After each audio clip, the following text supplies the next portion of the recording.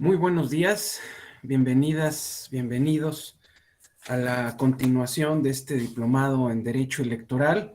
Mi nombre es Carlos Báez Silva y soy responsable de la unidad de investigación de esta Escuela Judicial Electoral en este Tribunal Electoral del Poder Judicial de la Federación. Con mucho gusto a sus órdenes y en esta ocasión con el enorme gusto, el placer de coincidir en la exposición de este tema, interpretación y argumentación jurídica en materia electoral. Sin duda, me parece uno de los temas más atractivos, y no porque me toque a mí darlo, sino porque más allá de lo que ordinariamente podemos leer, escuchar en torno a la argumentación jurídica, lo cierto es que si en alguna materia en nuestro país ha tenido un desarrollo intensivo, una aplicación constante y una evidencia en su utilización, pues es precisamente en la materia electoral, partiendo del hecho innegable de que nuestras normas procesales, entre otras, la Ley General del Sistema de Medios de Impugnación en materia electoral, pues expresamente prescribe los ámbitos de interpretación a los que el intérprete ha de recurrir para dotar de sentido o significado las normas en la materia electoral. Pero antes de llegar ahí, pues empecemos, como siempre se tiene que empezar, pues desde el principio, para ubicar o colocar el tema en su adecuada dimensión. Me voy a permitir compartir con ustedes esta.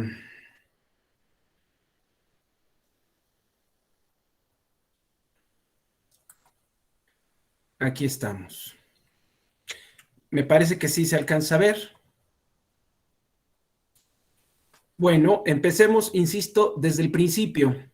Por un lado, la prescripción constitucional relacionada con la prohibición de autotutela, es decir, no podemos nosotros solos, las personas en lo individual, no podemos hacernos justicia por nosotras mismas, ni tampoco tenemos autorizado el ejercicio de la violencia para reclamar nuestro derecho. Digamos, esta cláusula de nuestro contrato social se corresponde con la siguiente prescripción: puesto que nadie tiene autorizado ejercer violencia para reclamar su derecho, nadie tiene autorizado hacerse justicia por sí mismo. Por otro lado, o en contraprestación, este Estado que hemos constituido se obliga con nosotros a, o mejor dicho, imponemos nuestro derecho, ¿sí? Establecemos nuestro derecho a que ese Estado que hemos constituido pues nos administre justicia a través de esos órganos que llamamos tribunales, tribunales que, como nos dice la Constitución, estarán expeditos, donde lo expedito es lo que está libre de trabas, libre de obstáculos, y los obstáculos, me parece, los tenemos muy claros, no son ni siquiera normativos. Los obstáculos a los que se refiere nuestra Constitución son también físicos, tienen que ver con, o mejor dicho, podemos identificar esos obstáculos con la localización de las oficinas judiciales, tiene que ver con los horarios de atención, tiene que ver con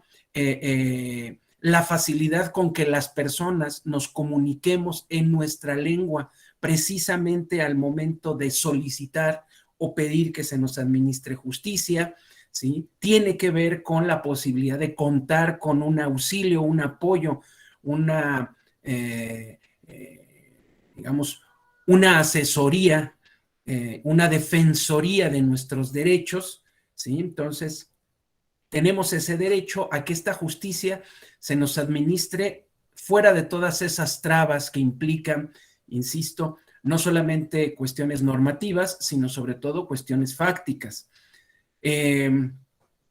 Esta justicia se nos ha de impartir en los plazos y términos que fijan las leyes, donde creo que, o me parece que la palabra plazos es bastante clara, o tiene un sentido bastante claro, esos periodos que prescribe la ley respecto del ejercicio de determinados derechos o el periodo que se da para la realización de una determinada acción.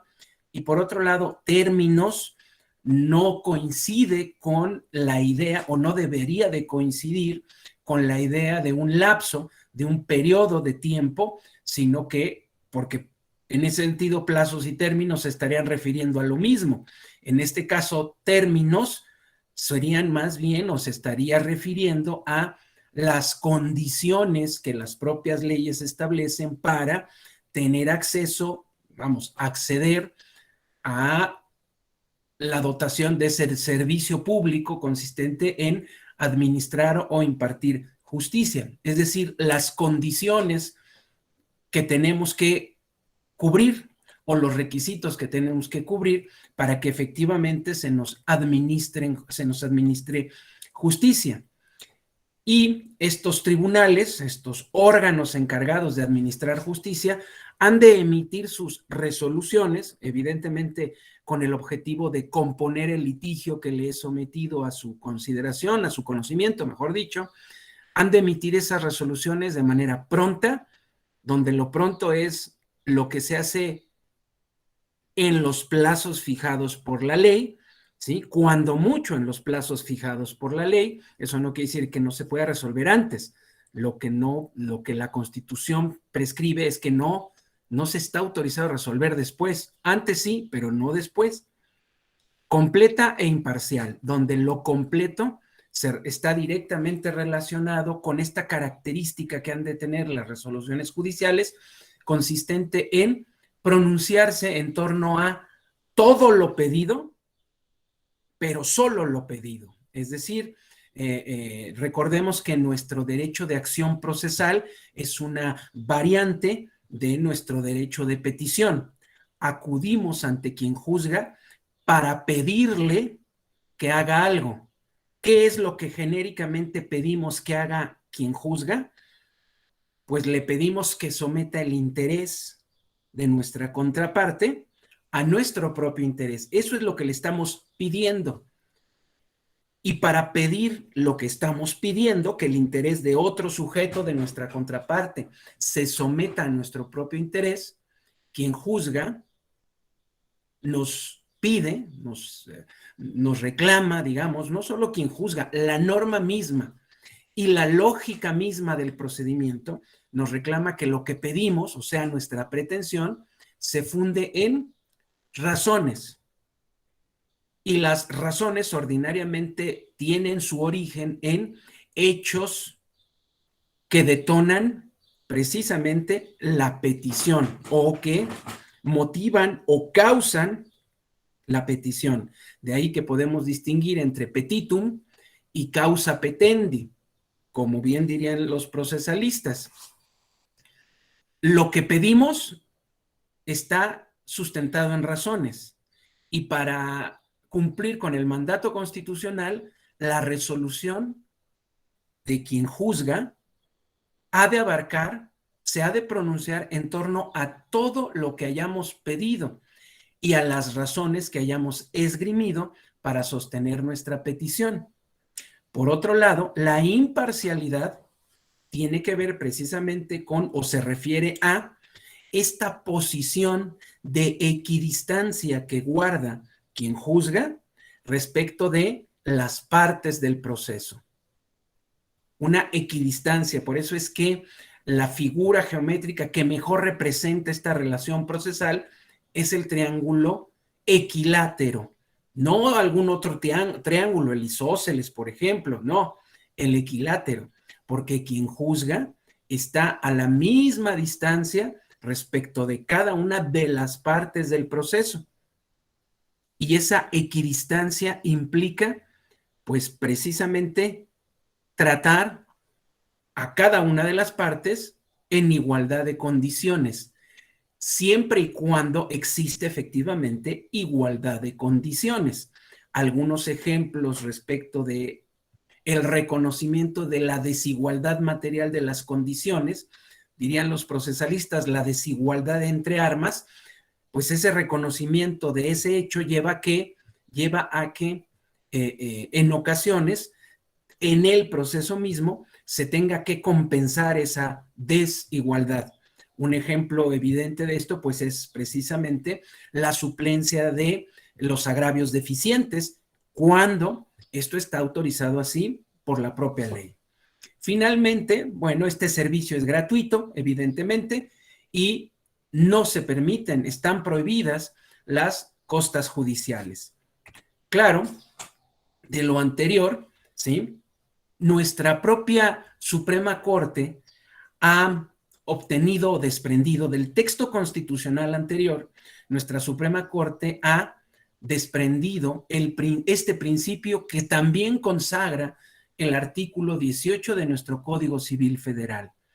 Es decir, en razón de que todos tenemos derecho a que se nos administre justicia por tribunales expeditos en plazos y términos establecidos por la ley, y sobre todo, en razón de que tenemos derecho a que se emitan resoluciones que compongan estos litigios de manera pronta, completa e imparcial, pues de lo anterior se sigue que el silencio, obscuridad o insuficiencia de la ley no autorizan a quienes juzgan a dejar de resolver la controversia.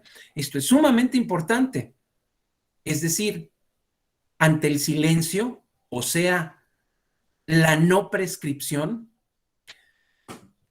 aquí les propongo que, y adelantándome a los contextos de la interpretación, les propongo que retomemos algunas ideas básicas en torno a lo que son las normas jurídicas.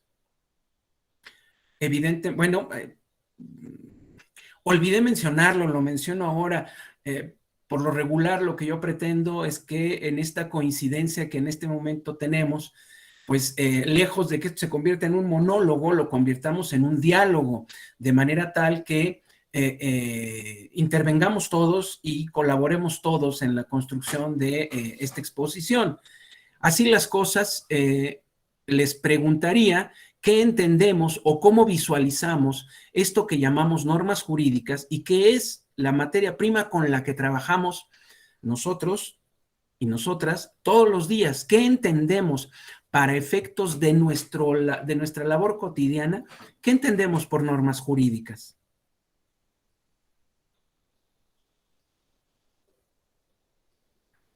¿Alguna idea, alguna propuesta, algún comentario?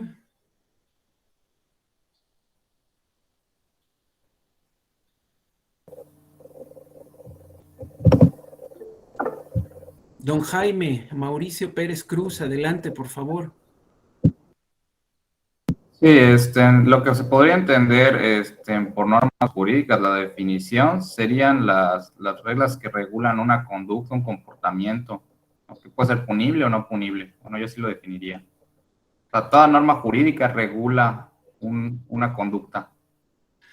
Toda norma jurídica regula una conducta. Totalmente de acuerdo. Sí, puede ser homicida, puede ser, ¿cómo se dice? Bueno, de acción. Claro. Ese será mi...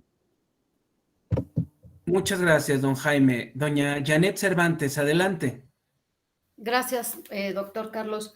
Pues yo lo pondría para mí muy sencillo. Es un conjunto de disposiciones de carácter jurídico que aplican específicamente a una materia. Y yo tengo un ejemplo que no sé si sea aplicable ahorita. Por favor. Con cuestiones de la argumentación y que a ver si también los compañeros apoyan. Aquí en este distrito electoral se acusó a la vocal ejecutiva, se acusa a la vocal ejecutiva que en plena sesión de consejo, en la segunda sesión de consejo, le pide al secretario que se quite el cubrebocas. La sesión era semipresencial, la mayor parte de los participantes estaban en línea y solo 2 representantes de un instituto político estaban presencialmente. Entonces, la denuncian porque, pues, con ese acto de decirle a su secretario, bueno, el secretario del consejo que se quitara el cubrebocas, infringe una norma estatutaria, una norma de de convivencia para ahorita en casos de pandemia. ¿Cuál fue el razonamiento y ahí tal vez viene la interpretación jurídica de que sí es cierto que había toda una disposición para cuestiones de pandemia y las personas que están físicamente en las instalaciones públicas? El razonamiento fue que atendió a una necesidad de proteger los intereses de la ciudadanía, de conocer a sus autoridades electorales, puesto que el cubrebocas no permitía que los consejeros e institutos políticos identificaran al secretario. Es todo, profesor. Muchas gracias, doña Janet. Retomo dos aspectos de lo que se ha precisado. Por un lado, la regla. Don Jaime se refirió a reglas. Doña Janet se refirió a disposiciones. Y ahorita regresamos, que creo que me parece que podemos ejemplificar con los hechos que usted refirió. Pero antes de llegar allá al hecho que usted refiere, reglas, disposiciones. ¿Los triángulos existen en la naturaleza? ¿El triángulo o el cuadrado existe en la naturaleza? Don Jorge dice que sí. ¿Las figuras geométricas existen en la naturaleza, don Jorge? Sí, matemáticamente estamos hechos de figuras geométricas. Es decir, en la naturaleza, así como hay árboles o piedras, existen triángulos. A ver, doña Janet. ¿Sería entonces ficciones jurídicas, doctor? Bueno, más que ficciones, digamos, yo lo pondría de la siguiente manera. Lo que identificamos en la naturaleza, por ejemplo, en una enramada, sí, son cruces entre ramas que forman figuras a los que nosotros denominamos de una cierta manera, porque además la matemática también la hemos inventado nosotros. Las matemáticas, digamos, trabajan en nuestra cabeza. Don David Serrano Álvarez, por favor. Hola, buen día a todos y a todas. Entonces se podría decir, bajo este supuesto, que las normas jurídicas son convenciones sociales aplicables en determinado contexto. El término también que usted utilizó, convenciones, disposiciones, reglas. Me centro en estas tres palabras y regreso al tema del triángulo. Efectivamente, cuando nosotros nombramos la figura, ¿sí?, la estamos creando. Ahora, mi pregunta sería, ¿hemos visto una norma jurídica?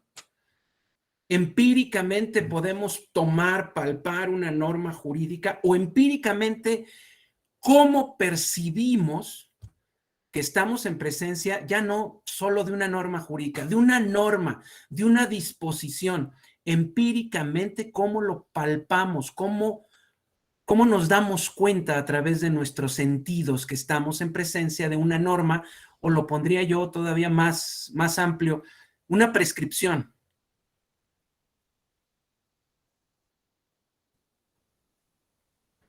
Porque claro, a ver, yo puedo mostrarles ahorita esto y decirles, es que esto es la Constitución, es nuestra Constitución política.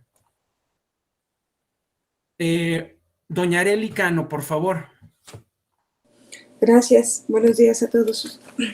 Bueno, creo que en esta prescripción normativa que ya han abonado los compañeros, faltaría que esa prescripción contenga obligaciones y derechos y que también esté acompañada de la coercitividad. En caso de incumplimiento de la norma, pues implicará una sanción. ¿Cómo estamos ante la presencia de una norma cuando se advierte objetivamente la conducta del ser humano, aparejada de que en caso de que el ejercicio de su derecho en cumplimiento de la norma amerite una sanción? Creo que cuando advertimos esos elementos, entonces sí podemos advertir objetivamente que se está ejecutando o se está cumpliendo, o se está ejerciendo, o se está facultando una norma jurídica. Gracias. Muchas gracias, doña Arely. Don Hugo Ismael Moreno Alfaro, por favor. yo creo que podemos vislumbrarla a través del comportamiento de la sociedad, ¿sí? O sea, la sociedad se va restringiendo, va siguiendo dichas normas. Para mí las normas jurídicas pues serían las leyes que están positivizadas, ya escritas en algún en la Constitución o alguna ley secundaria. No sé si esté en lo correcto. Gracias. Muchas gracias, don Hugo. Resaltaría una expresión que acaba usted de emitir. Están escritas. O sea, si yo afirmo que esta es la Constitución, cualquiera de ustedes puede sacar alguno de los libros de Porrúa, decir, no, la Constitución es esta. O cualquier otro documento. ¿Qué intento con todo esto?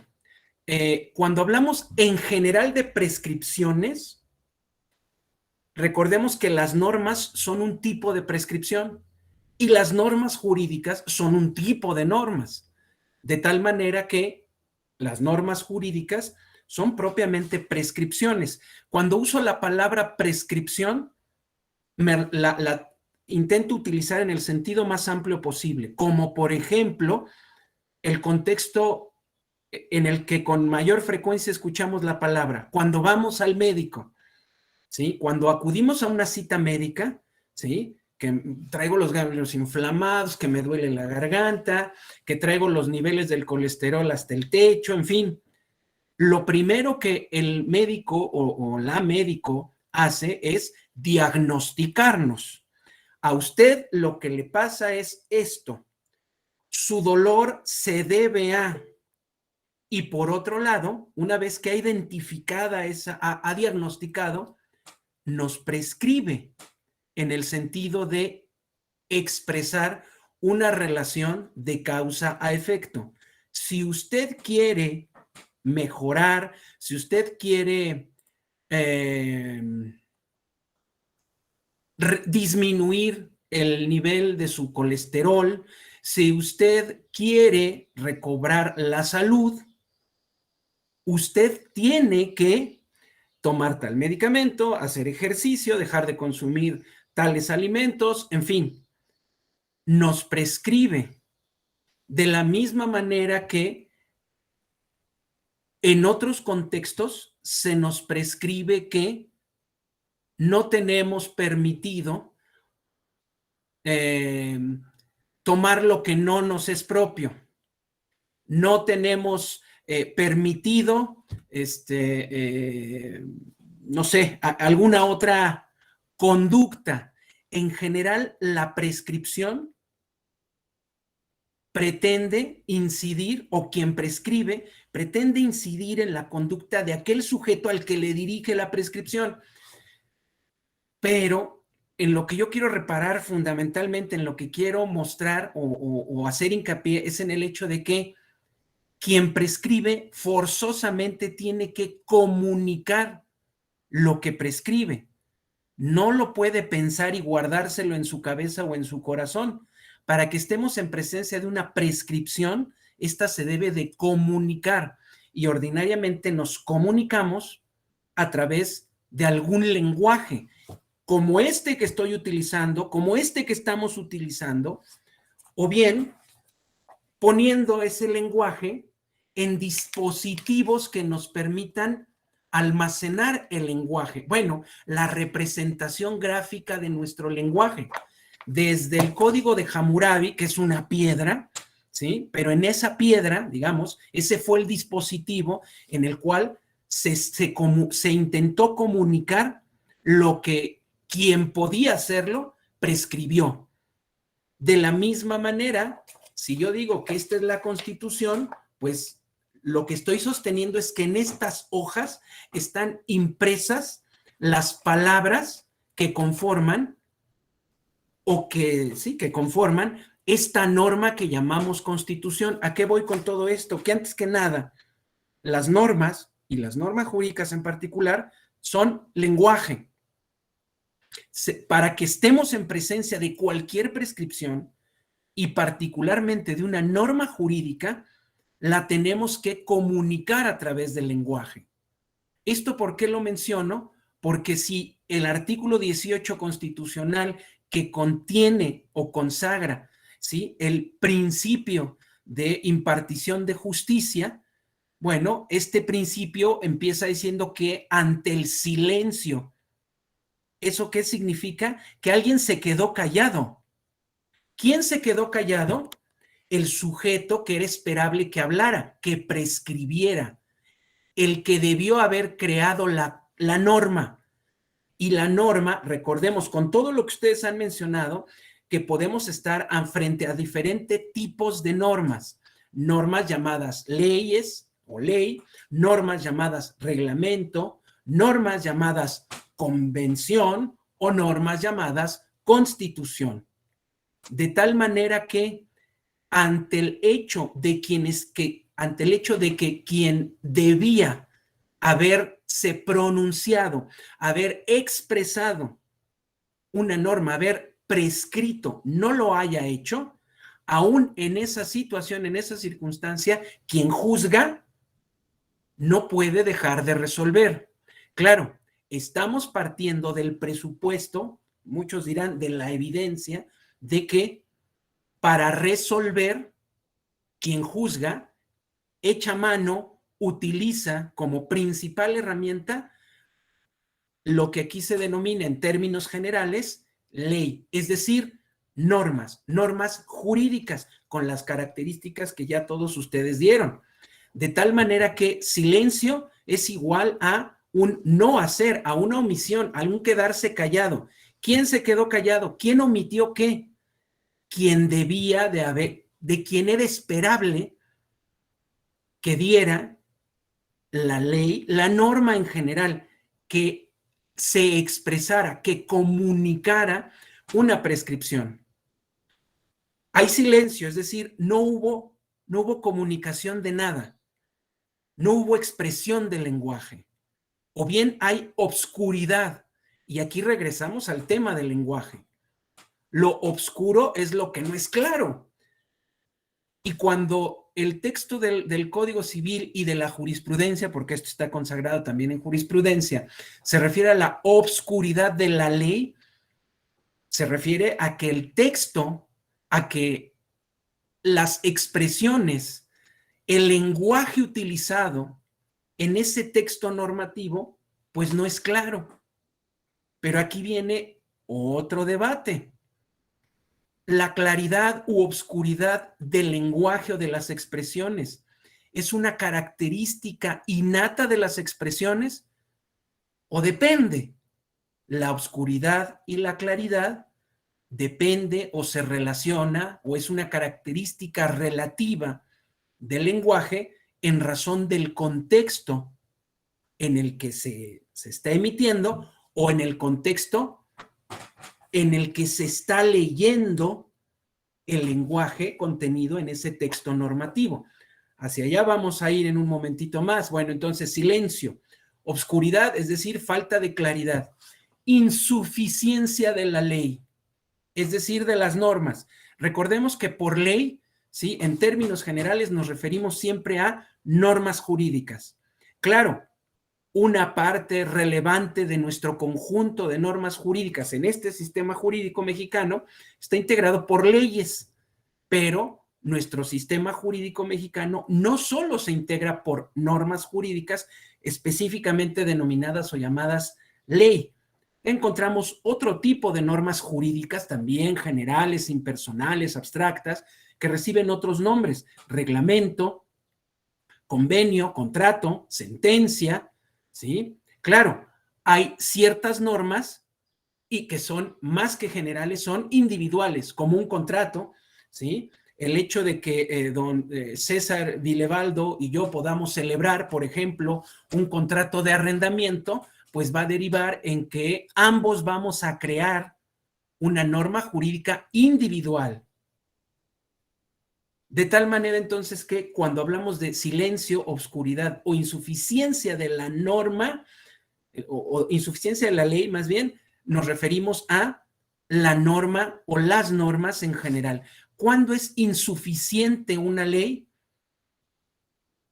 lo insuficiente de una ley es una característica propia, innata de la propia norma, o también es relativa.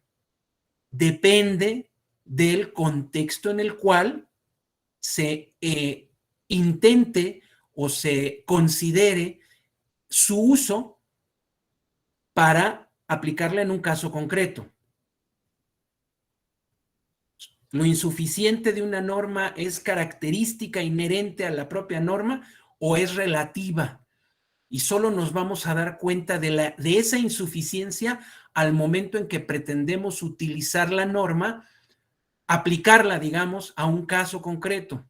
Otra pregunta que seguramente vamos a ir respondiendo a lo largo de la exposición. Lo cierto es que lo primero que yo intenté fue hacer notar que cuando hablamos, digamos, un primer aspecto que yo quisiera resaltar para efectos de esta exposición es que cuando hablamos de normas jurídicas, propiamente estamos hablando de una manera particular de usar el lenguaje. Le denominan una forma prescriptiva de usar el lenguaje, aunque claro, tenemos diferentes ejemplos o maneras de utilizar prescriptivamente el lenguaje. ¿Alguien de por acá recuerda el famoso cuento Diles que no me maten de Juan Rulfo, por ejemplo? Donde lo que está relatando Rulfo es precisamente esa angustia que lleva a un sujeto, ¿sí? No recuerdo si era el padre o el hijo, a rogar para que le perdonen la vida. Un ruego, una súplica, se parece mucho a una orden. ¿En qué sentido?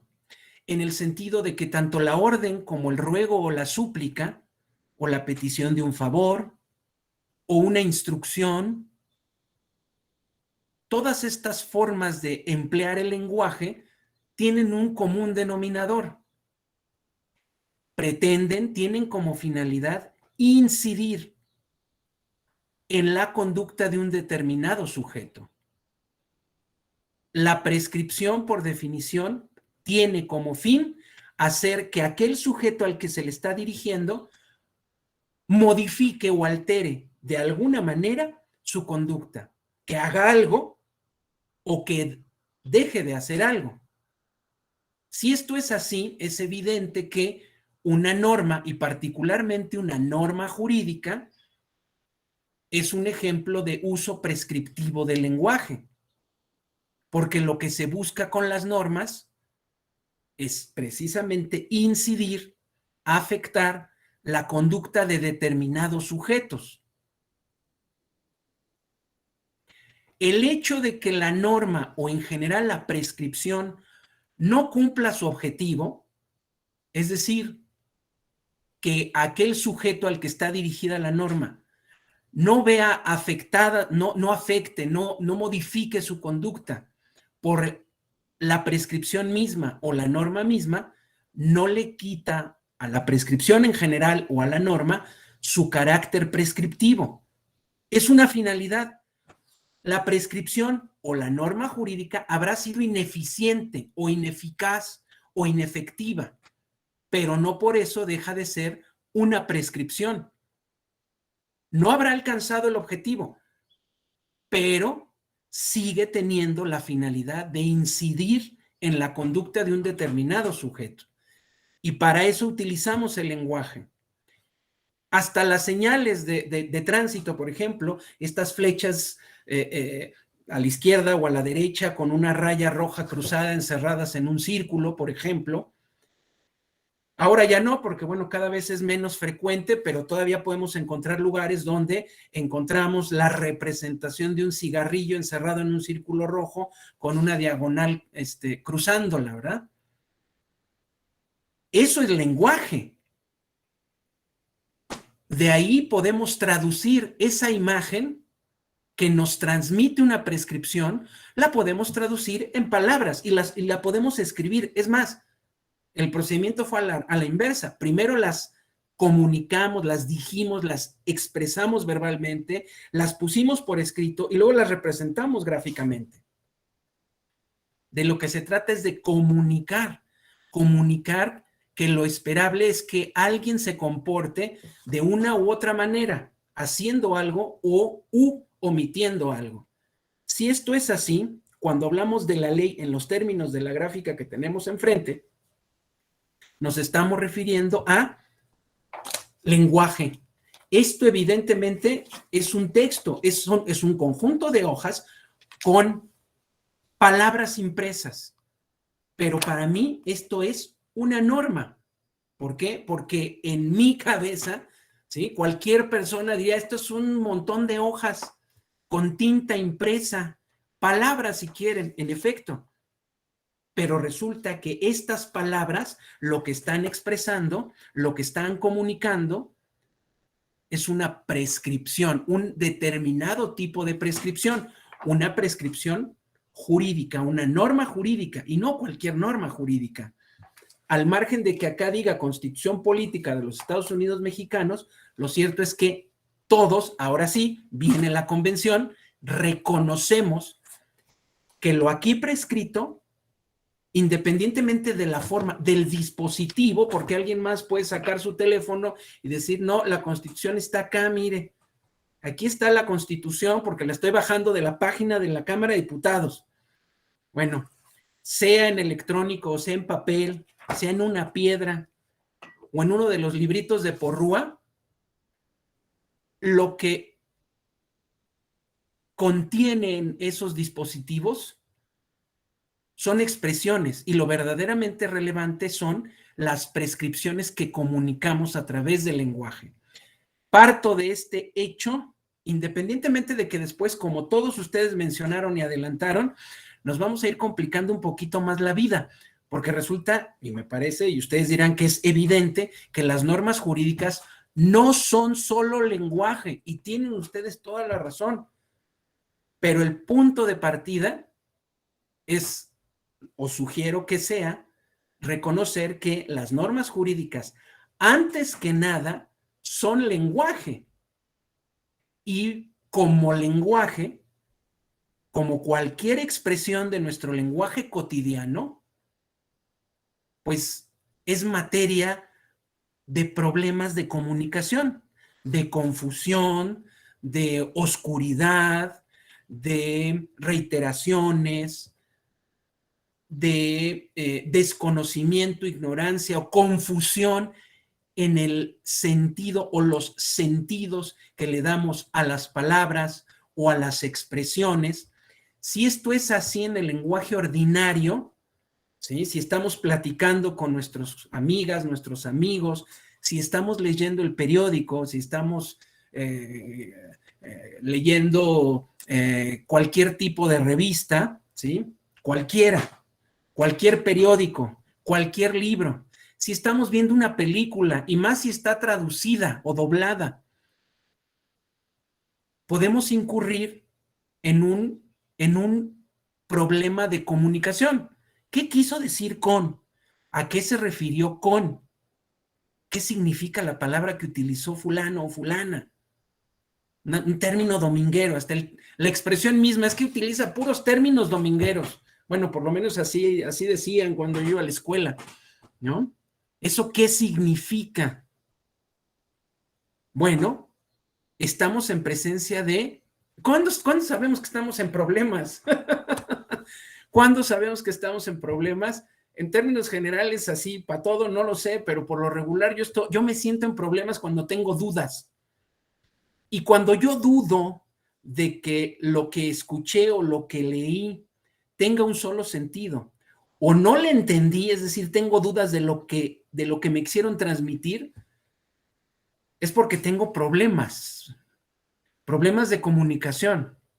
Y esos problemas de comunicación no necesariamente se originan porque me falte vocabulario o porque no conozca el lenguaje, el idioma, sino porque la manera en que están construidas las expresiones, las oraciones, ¿sí? ¿Cuántas veces no hemos escuchado? A ver, lo más simple, sujeto, verbo y complemento. Y luego en ocasiones, insisto, leyendo cualquier documento que ustedes quieran poner de ejemplo, desde un periódico, una revista, una ley, una sentencia, una jurisprudencia, ¿sí? Nos podemos enfrentar a problemas a dudas, pues, más bien que, más que a problemas, a dudas. ¿Y esto a qué se refiere? ¿O qué entienden por? ¿Qué quisieron decir con? Bueno, no solamente entonces, cuando estamos hablando de uso prescriptivo del lenguaje, nos enfrentamos a problemas de obscuridad o de insuficiencia, como ahorita vamos a ver a qué nos referimos con insuficiencia, sino también cuando era, insisto, y con esto termino esta lámina, esperable que un sujeto prescribiera algo, emitiera una prescripción, vamos, creara una norma y no lo hizo, o bien lo hizo, pero como dice la tercera expresión, lo hizo de manera insuficiente.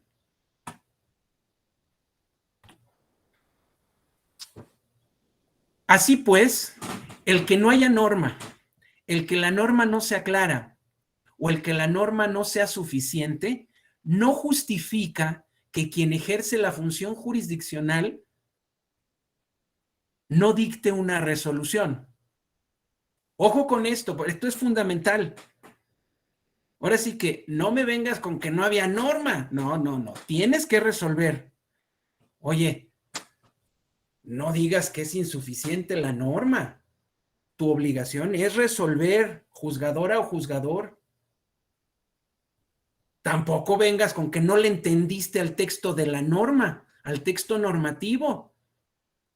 Tienes que resolver. Ojo, entonces, si esta es una obligación, la gran pregunta es cómo le hacen quienes tienen que resolver, puesto que no pueden no resolver, aunque no haya norma, aunque el texto normativo sea oscuro o aunque el texto normativo sea insuficiente, si su obligación es resolver, la gran pregunta es ¿y cómo? ¿Cómo le van a hacer? Ah, bueno, la propia Constitución nos da un conjunto de reglas que hay que seguir para, en cualquier caso, resolver. Primero, una regla general, un derecho de todos nosotros es la no aplicación retroactiva o la no aplicación retroactiva de norma alguna en nuestro perjuicio. Pero después traemos aquí a colación los siguientes párrafos que ustedes conocen muy bien.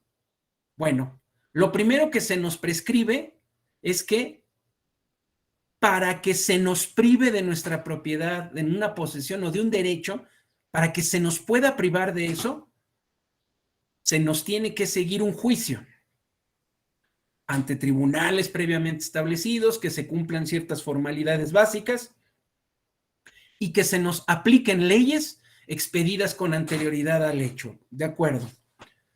Garantía fundamental de audiencia. Pero después vamos a una distinción relevante.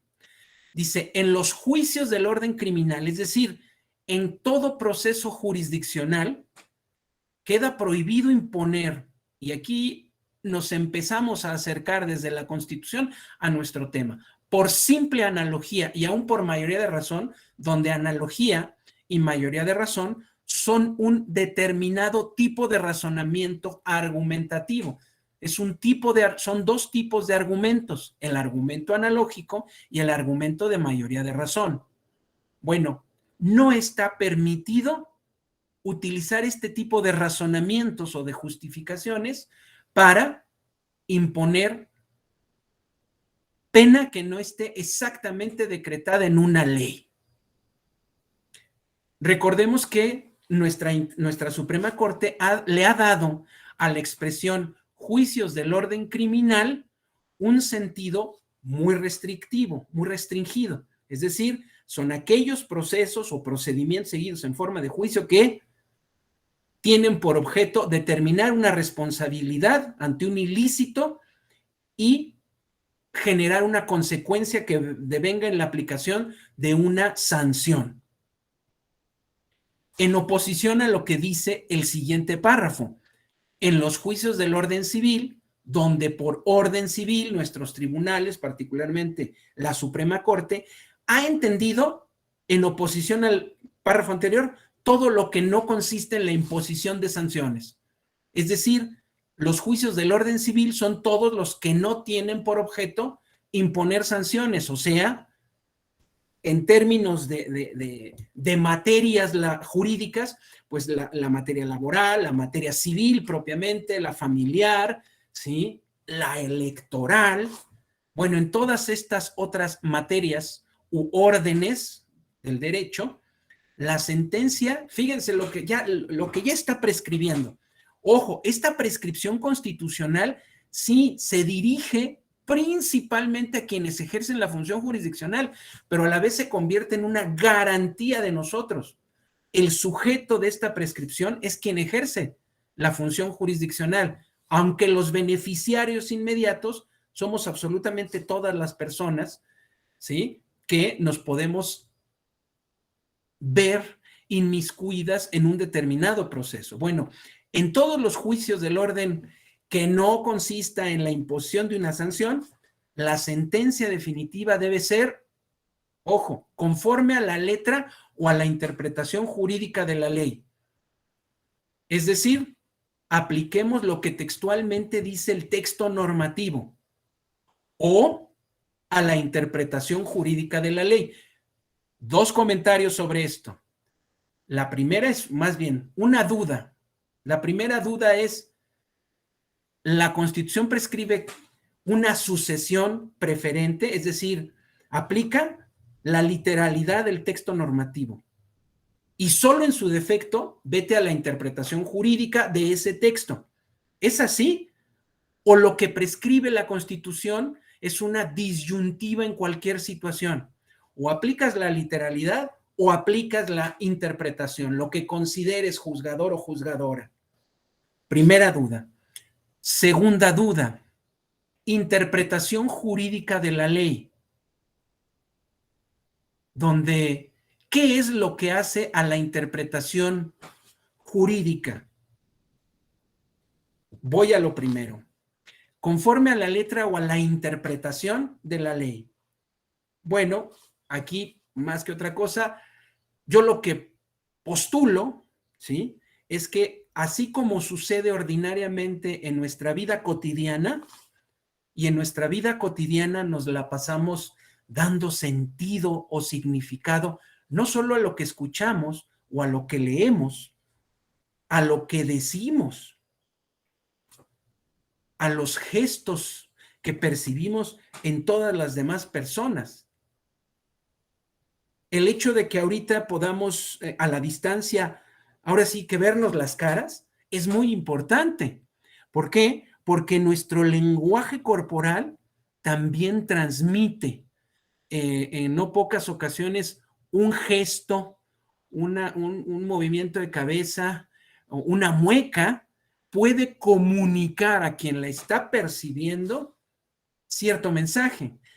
Mensaje que también puede ser transmitido directamente mediante el uso del lenguaje, cuando lo expresamos abiertamente. Ya me aburriste, ¿sí? Ya me tienes hasta acá. ¡Qué simpático eres! Bueno, con movimientos de cabeza, con guiños, con muecas, podemos transmitir un mensaje similar. ¿Qué hacemos cuando leemos? ¿Qué hacemos cuando escuchamos? ¿Qué hacemos cuando percibimos esos gestos? Le damos sentido a lo que leemos, a lo que escuchamos, al gesto que percibimos. Por lo regular, el sentido que le damos a lo que leemos, a lo que escuchamos, a los gestos o conductas que percibimos, coincide con lo que la generalidad de las personas, el sentido que la generalidad de las personas le da a esas palabras, a esas expresiones. ¿Sí? Claro, podemos, tenemos ejemplos, ¿cómo decirlo? Esta persona que ya no recuerdo si efectivamente, no, sí, creo que sí fue candidato, ¿verdad? Que acostumbraba a hacer proselitismo electoral. Se le ocurrió la magnífica idea de mentarle la madre a las personas para ganar su voto. Sí recordamos de quién hablamos, ¿verdad? Bueno, evidentemente la expresión que empleaba esta persona candidata en un contexto diferente y ni tan diferente hubiese conducido pues a un conato de bronca, ¿verdad? A un enfrentamiento con las personas. Bueno, el hecho es que el contexto en el que la persona empleaba la expresión con la pretensión de ser simpático al electorado, pues le llevó a utilizar así, de esa manera, esa expresión, ¿verdad? Una mentada. Las palabras tienen el sentido que nosotros le vamos dando. Recordemos que los diccionarios, aunque sea el diccionario de la Real Academia Española o el diccionario de la Academia Mexicana o el diccionario de mexicanismos, lo que consignan, ¿sí? Son, más bien, registran los sentidos que en un determinado momento y en una determinada región se le da a las palabras que se emplean. No, los diccionarios no nos prescriben. No nos dicen cómo debemos utilizar las palabras, registran el sentido que ordinariamente en un momento y lugar se le da a esas palabras. Por eso es que los diccionarios van engordando y van enflacando al mismo tiempo, porque por un lado empiezan a registrar palabras o términos que antes no estaban registrados, no se usaban, no se empleaban. Googlear, por ejemplo, cantinflear, ¿qué otra palabra? En fin, pero al mismo tiempo se van adelgazando porque van saliendo de esos registros, pues palabras que dejan de utilizarse, de emplearse. No es que la academia decida eliminar las palabras, sino que registra que ya no se emplean, ya no se usan. Bueno, si esto es así, a lo que voy es que nuestra vida misma es un continuum de interpretación. Nos la pasamos interpretando gestos, palabras, oraciones, en fin, todo lo que sea susceptible de ser interpretado. Evidentemente, podríamos llegar al extremo de darle un cierto sentido o significado, por ejemplo, a los restos del café. Yo me estoy tomando un café ahorita, igual y los restos que queden, el pozo, digamos, ¿sí? Podría yo verlo y darle cierto sentido o significado y asumir, ¿sí? Que ese significado o sentido que le dé a lo que yo alcance a percibir en el fondo de mi taza, pues puede influir o puede llegar a determinar mi conducta el día de hoy. ¿A qué voy con todo esto? Que en mi opinión, nuestras vidas cotidianas se desarrollan en una constante interpretación. Si esto es así, quien juzga al momento de leer los textos normativos que pretende aplicar en un caso concreto, evidentemente le atribuirá a esos textos el sentido o significado que estime pertinentes, aunque lo haga de manera, ¿cómo decirlo? Aunque no lo haga de manera consciente. Es decir, el sentido que le dé puede coincidir con el sentido que generalmente, o por lo regular, la mayoría de las personas le da a ese texto normativo.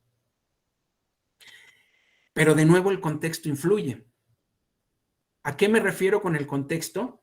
Pues esa situación particular en la cual quien decide, quien está llamado a decidir, la persona que está llamada a decidir en un caso concreto, tiene que tomar la decisión.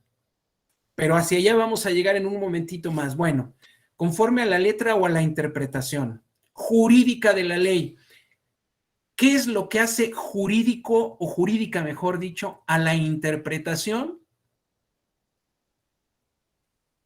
En mi opinión, lo que hace jurídica a la interpretación es el objeto que estamos interpretando. ¿Qué es el objeto? ¿Cuál es el objeto que estamos interpretando? Un texto normativo. Si el texto, don César, adelante, por favor. Sí, maestro. Yo tenía entendido que en lo electoral hay un orden específico para interpretar la ley. Entonces, no sé si, como usted menciona, partamos de eso, porque, por ejemplo, en lo penal se interpreta conforme más beneficia a la persona, principio pro persona. En lo electoral hay un orden específico, inclusive en tratados internacionales te maneja el orden, cómo se interpretan. Entonces no sé si se refiere a eso. A la forma en que, digamos, a la utilización de herramientas que justifiquen el sentido que se le da a un texto normativo. Sí, digamos, eso viene un poquito más adelante. A lo que usted se refiere, don César, es precisamente a esas herramientas argumentativas que nuestras propias normas procesales prescriben para que sean empleadas para justificar el sentido o el significado que quien juzgue le da en un caso concreto a un determinado texto normativo. Así es, en materia electoral, recordemos, si mal no recuerdo, es el artículo 3 de la Ley General del Sistema de Medios de Impugnación, prescribe claramente que las normas electorales se interpretarán conforme a el contexto gramatical, sistemático y funcional. Están prescritas en la norma electoral, en la norma procesal electoral, los contextos de interpretación. Hacia allá voy a llegar en un momento más. Gramatical, sistemático y funcional.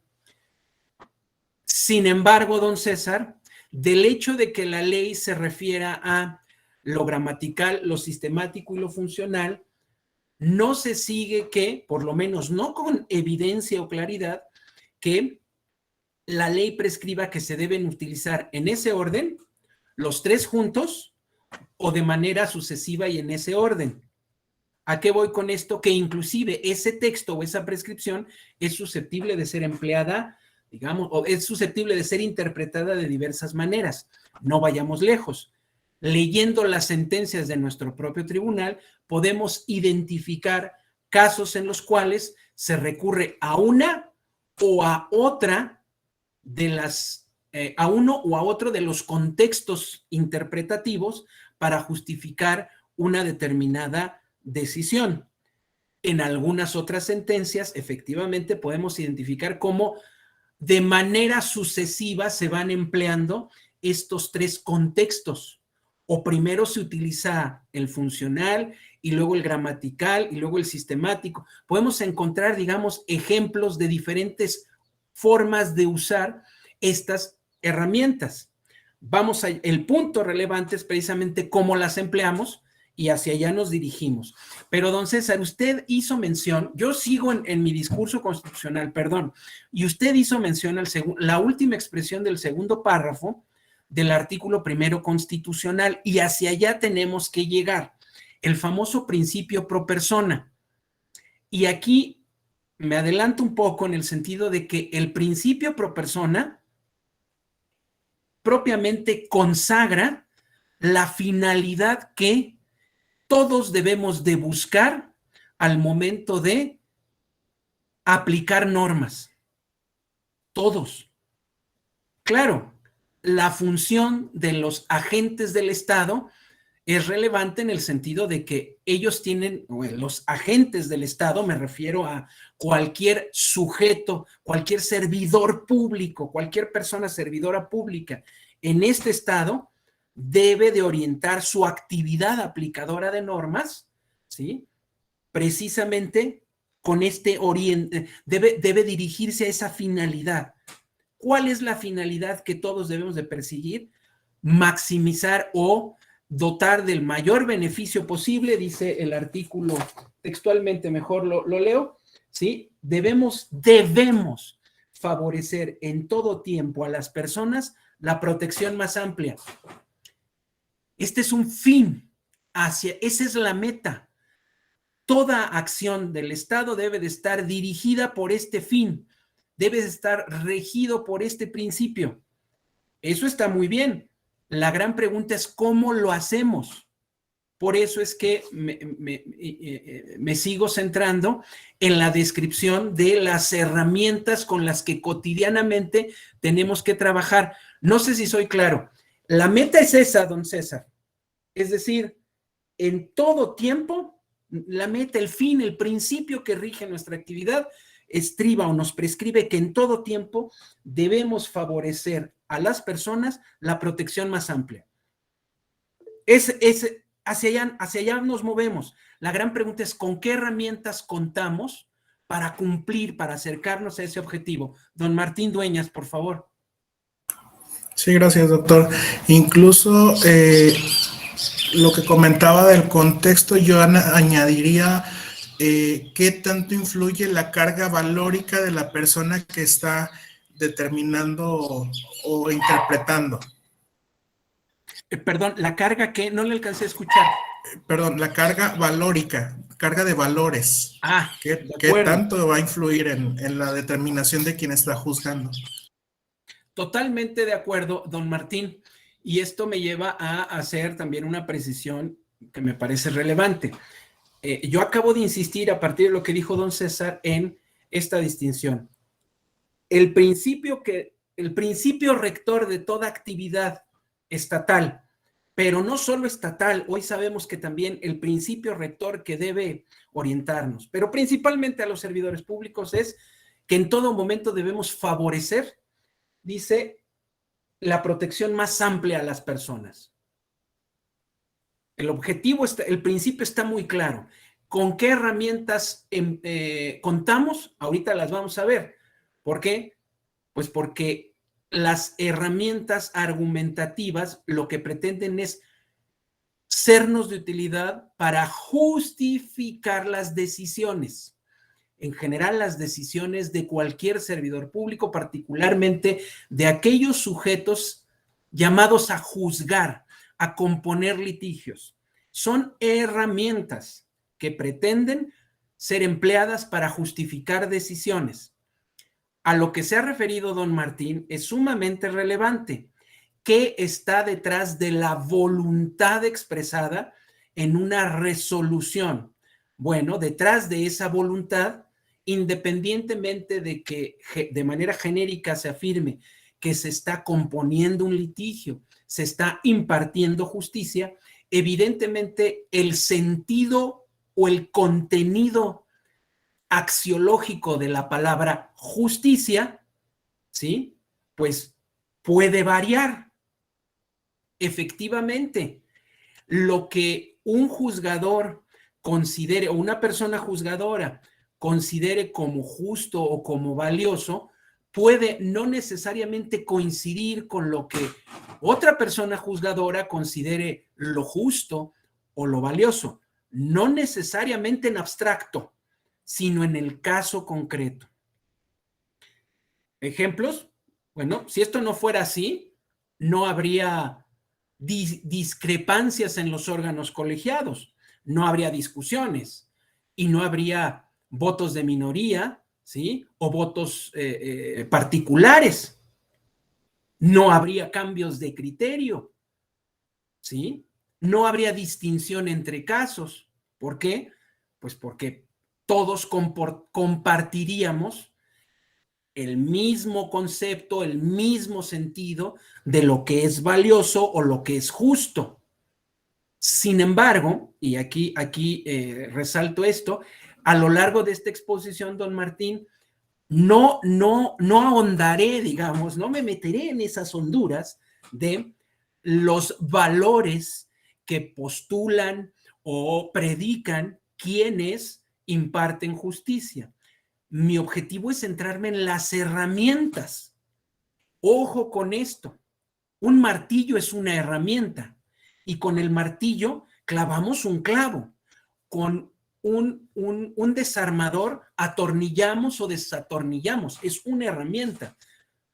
Como herramienta, lamentablemente, las podemos utilizar no solamente para otras cosas o para otras funciones, sino que las podemos utilizar con intenciones perversas y con un martillo le podemos dar un golpe a una persona en la cabeza o un desarmador se lo podemos enterrar. Bueno, ustedes no, yo imaginen, lo podría yo enterrar en el abdomen de alguien. ¿Estoy utilizando la misma herramienta? Sí. La bondad o la perversión no está en el martillo, ni en el desarmador. Lo condenable o lo reconocible está en la finalidad con que estamos empleando esas herramientas. Mi objetivo en estas exposiciones, la de hoy y la de mañana, se centra en mostrar, lo voy a plantear así, el arsenal de herramientas con el que los operadores jurídicos, las personas que hacen cosas con las normas, ¿sí? Ese instrumental que tienen a su disposición para operar con normas jurídicas. Claro, la finalidad que constitucionalmente debemos perseguir al momento de emplear el argumento sedes materia, el argumento sistemático, el argumento de la voluntad del legislador histórico.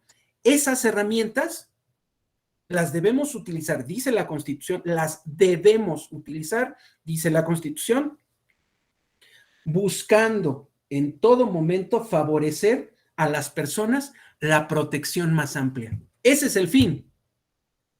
Ese es el fin que al momento de emplear estas herramientas debemos de buscar.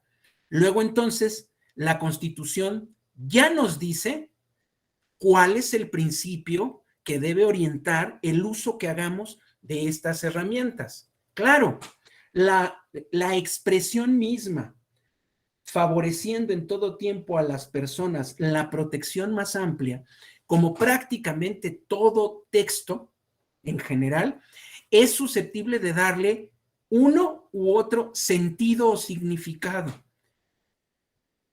No solamente así en general y abstracto, sino en particular en cada caso concreto, en el contexto específico de cada caso. De ahí la importancia o relevancia de el echar mano de estas herramientas para justificar cada decisión. ¿Por qué? Porque cada decisión, bueno, partimos del presupuesto de que quien toma esas decisiones, quien decide, quien compone los litigios, lo hace con la pretensión de tomar la mejor decisión posible para ese caso en particular, porque recordemos que quienes juzgan no hacen teoría, no hacen dogmática académica, quienes juzgan componen litigios. Y para componer esos litigios echan mano de estas herramientas con la finalidad, la intención, el objetivo de tomar la mejor decisión posible para ese caso en particular. Por eso es que cuando hablamos de interpretación y de argumentación, yo insisto en que pensemos o que le agreguemos el calificativo de operativa, interpretación o aplicada, interpretación y argumentación aplicada. Las teorías de la argumentación sin duda son relevantes para poder llegar a una correcta, adecuada, útil, eficaz utilización de las herramientas, pero para efectos concretos de lo que hacemos todos los días, si bien necesitamos una sólida teoría, lo esencial es identificar qué hacemos y cómo lo hacemos. Y en este caso me estoy tratando de centrar en el qué herramientas tenemos y cómo las empleamos. A partir de lo que se ha mencionado, entonces retomo, conforme a la letra o a la interpretación. Efectivamente, ¿qué es lo que hace jurídica a la interpretación? El objeto. Evidentemente, si vamos a escuchar, bueno, podemos, a ver, yo pongo este ejemplo porque es el que, digamos, podemos haber escuchado todos. Perfume de Gardenias la podemos escuchar en versión Sonora Santanera, en versión Óscar Chávez, en versión, hasta el Potrillo cantó Perfume de Gardenias. Cada quien interpreta la misma pieza musical según su sentimiento, dirían, según le parece mejor. Y cada uno y cada una de nosotros, de nosotras, escoge, selecciona, vamos, tiene su versión favorita de esta o de alguna otra canción. ¿Sí? Cada quien selecciona su versión favorita, pero el objeto interpretado es el mismo. Hay variantes en los arreglos, pero en general las variantes no llevan a que lo que escuchemos sea completamente diferente de lo que ordinariamente esperaríamos escuchar si nos dicen que nos van a cantar esa u otra canción. Hay variantes, pero el objeto sigue siendo el mismo. Respecto del Guernica, podemos también encontrar diferentes sentidos o significados de esa pintura, o de las dos Fridas, las que están aquí en el Museo de Arte Moderno. Independientemente de lo que haya sido voluntad de Frida Kahlo retratar, al día de hoy, ¿sí?, nos podemos sentar horas y encontrarle distintos sentidos o significados a las famosas dos Fridas. O la famosa escena del perro andaluz, ¿recuerdan ustedes aquella escena en la que pareciera que le están cortando un ojo con una navaja y corte a una nube que está cubriendo la luna? El sentido, el significado de esa escena, ¿sí?, es múltiple, independientemente de lo que hayan querido decir Buñuel y Dalí. El objeto en el que recae la interpretación entendida como actividad, la actividad de darle sentido a algo, bueno, el objeto sobre el que recae esta actividad es variable. Yo puedo leer TV Notas, puedo leer, ¿qué les gusta? Letras Libres, puedo leer, no sé si exista el libro vaquero, o puedo leer algún otro libro, ¿sí?, del cual yo desprenda de lo que estoy leyendo en el libro ciertos preceptos que guíen mi conducta.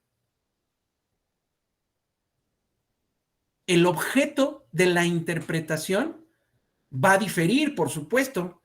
No es lo mismo atribuirle sentido o significado a la foto que estoy viendo en TV Notas, ¿sí?, porque lo que estoy viendo es una foto de unas personas que están ingresando a, por ejemplo, una cabaña.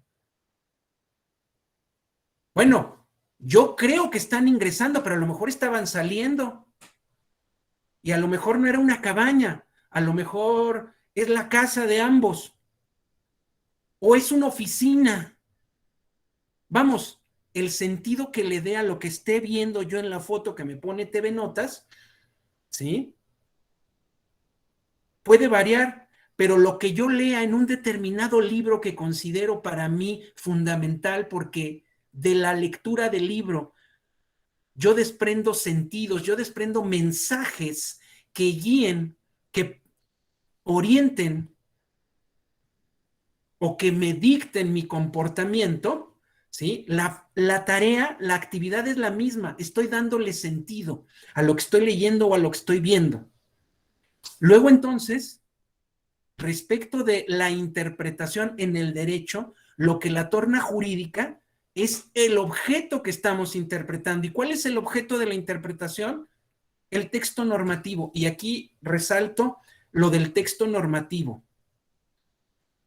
Nuestra propia Suprema Corte ya ha distinguido, también nuestra Sala Superior, ha llegado a distinguir entre texto normativo, es decir, lo que un determinado texto, un dispositivo contiene, los mensajes, las expresiones lingüísticas que contiene este dispositivo, y las normas que, en razón del sentido que le damos a estas expresiones lingüísticas, desprendemos u obtenemos. Todavía no me meto en ese debate, pero me quedo entonces en que lo que torna jurídico a la interpretación, lo que torna jurídica a la interpretación es el objeto. Si lo que estamos interpretando son textos de derecho, son textos normativos jurídicos, la interpretación será jurídica. Pero si lo que estamos interpretando es la Biblia, es decir, lo que estamos leyendo es la Biblia, es la Torá, es algún otro libro sagrado, bueno, pues nuestra interpretación no va a ser normativa jurídica, seguramente será normativa religiosa. pero la actividad es la misma, es darle sentido. Lo que caracteriza o lo que hace jurídica la interpretación es que lo que estamos leyendo, lo que estamos interpretando, a lo que le estamos dando sentido es a textos normativos. Y bueno, la última expresión, a falta de esta, es decir, la interpretación de la norma, pues la decisión se fundará en principios generales del derecho, donde la siguiente pregunta ¿es factible que no haya interpretación? Don David, adelante. Yo tengo una pregunta porque me llama mucho la atención que solamente sería un solo tipo de interpretación. A mí me parece que también podrían mezclarse, ¿no? Por ejemplo, en un texto jurídico, si bien la interpretación que normalmente se haría es una interpretación jurídica, desde luego que también podría haber una interpretación política, politológica, un trasfondo político que se materializa en una ley, por ejemplo, ¿no?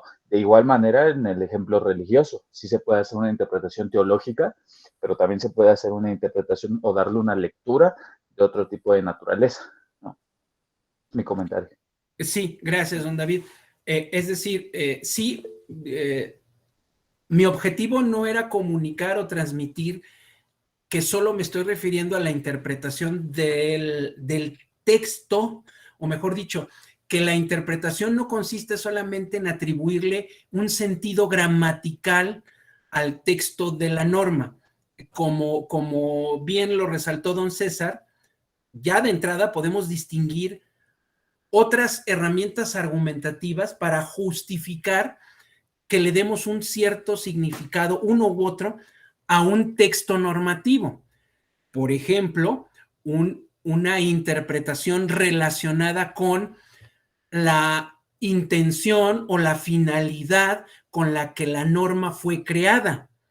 Entiendo que va por ahí, don David, su comentario, y si es así, entonces esto precisamente se ubicará o lo expondremos con mayor profundidad cuando hagamos mención a las dentro de cada contexto de interpretación. La ley habla en general de gramatical, sistemático y funcional, pero estos son contextos y dentro de cada contexto hay tipos de argumentos específicos.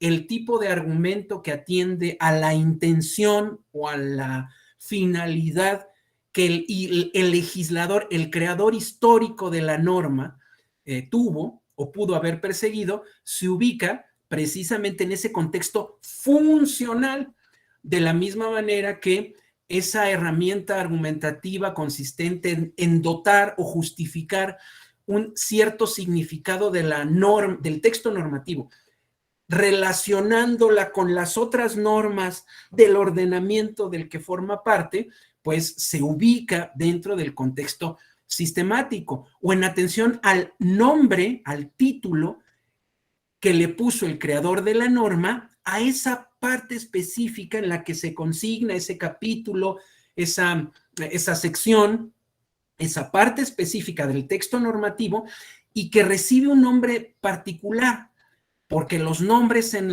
los nombres de las diferentes secciones de las normas, según la forma en que estén redactadas o construidas o elaboradas, pues tampoco fueron puestas nomás así, no atienden a una finalidad o alguna razón. El que se titule la sección o el apartado de una cierta manera puede ser indicador o puede ser un elemento que nos sea de utilidad para dotar de sentido, significado a uno de los textos normativos que conforman esa parte, esa sección. No sé si entendí bien el comentario, don David. Sí, muchas gracias. Gracias. Doña Janet. Don Jaime, no se preocupe, primero la salud, nos vemos mañana. No le escuchamos, doña Janet. No la oímos. Gracias, perdonen. Era únicamente para pedirle apoyo al compañero David Cerrato en función de su comentario, a ver si pudiera ejemplificarme. Me pareció muy interesante lo que decía él de una interpretación política Gracias. Don David, si quiere, ¿dirían en otros ámbitos palusiones personales o retomo lo que dijo doña Janet y lo que dijo usted? Adelante, como usted quiera. Pues sí, me parece que cualquier ley, o sea, diría, la construcción de los conceptos jurídicos no están exentos de contenido político. Al final, la materialización de la ley deviene de acuerdos políticos, de negociaciones políticas, de intereses políticos, que al final se trasladan al contenido de una ley. Podríamos mencionar, no sé, cualquier ley, realmente en función de una posición política ideológica que en su momento es dominante. A eso me refiero. Y que justamente las leyes, así como las observamos en una interpretación histórica, podemos ver que van cambiando en función del contexto político en el que se circunscribe, que es lo que usted comentaba muy bien, un contexto funcional, que en ese momento era funcional, por ejemplo, al sistema político de régimen autoritario con sistema de partido único, único, no, hegemónico, y que ahora en un contexto mucho más plural, pues las leyes son mucho más equilibradas, entonces se le puede dar otra interpretación. Cualquier reforma electoral, la del 96 no es lo mismo que la de 2014, como la de 2014 no va a ser lo mismo que una futura reforma a la legislación electoral. A eso me refería. Gracias, don David. Bueno, a partir de, don Hugo Ismael Moreno, adelante, por favor. Sí, o sea, yo como lo entiendo, es de que los legisladores, a final de cuentas, están ahí por un partido, ¿no? Entonces, ellos son los que hacen las leyes, por decirlo así, y que siempre tienen un fin político. Yo, a mi forma de ver, todas estas reformas que se le hacen tanto a la Constitución como a leyes secundarias, pues son a veces precisamente para beneficiarse uno u otros partidos. Eso sería cuanto. Gracias. Gracias, don Hugo. Janet, doña Janet, de nuevo, por favor. ¿O no? Perdón. Lo que mencionan me lleva a lo siguiente. Cuando hablamos de argumentación, de argumentos, hablamos de razones. Razones que puede... razón, la palabra razón, entendida, o sugiero que para efectos de la exposición la entendamos como justificación, en oposición de razón entendida como explicación. ¿A qué voy con esto? Todos los hechos los podemos explicar.